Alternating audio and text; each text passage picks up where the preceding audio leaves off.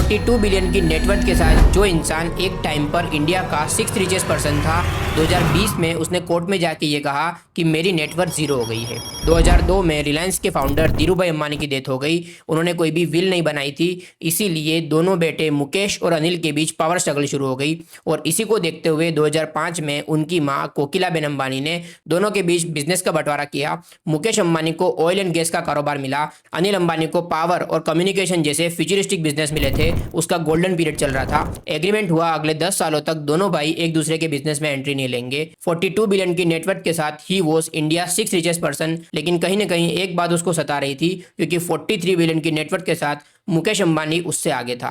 सिर्फ 1 बिलियन से ही सही, लेकिन आगे था। और अनिल अंबानी को ये पसंद नहीं आ रहा था, वो कुछ भी करके आगे निकलना चाहता था। कम्युनिकेशन बिजनेस सही चल रहा था। 2008 में उसने आर पावर का आईपीओ लॉन्च किया, रिकॉर्ड सब्सक्रिप्शन मिला, 11,700 करोड़ का आईपीओ एक ही दिन में सब्सक्राइब हो गया। लेकिन शेयर जब खुला 17% क्रैश हो गया। इसके अलावा रिलायंस एंटरटेनमेंट के थ्रू बॉलीवुड और हॉलीवुड की मूवीज भी प्रोड्यूस की। 2008 में फाइनेंशियल क्राइसिस आया और इंटरेस्ट रेट स्काई रॉकेट कर गए। रिलायंस पावर के सारे प्रोजेक्ट्स डिले हो गए और रिलायंस एंटरटेनमेंट भी कुछ अच्छा नहीं कर रहा था। सिर्फ कम्युनिकेशन बिजनेस अच्छा चल रहा था, लेकिन 2012 में 2G स्पेक्ट्रम के स्कैम के खुलने के बाद यहाँ पर भी दिक्कतें आने लग गई। सब कुछ सही नहीं चल रहा था, लेकिन वर्स्ट होना अभी भी बाकी था। 2015 आया, मुकेश अंबानी ने जियो लॉन्च किया, क्योंकि 10 साल एग्रीमेंट के खत्म हो गए थे। बाकी के टेलीकॉम ऑपरेटर के साथ साथ आरकॉम भी खत्म हो गया। 2019 में मुकेश अंबानी ने पर्सनली 453 करोड़ भरे ताकि अनिल अंबानी को जेल ना जाना पड़े। अनिल अंबानी पे ब्रिटिश कोर्ट में डेट रिकवरी के केस चल रहे थे और 2020 में अनिल अंबानी ने एफिडेविट दिया कि मेरी नेटवर्थ जीरो हो गई है,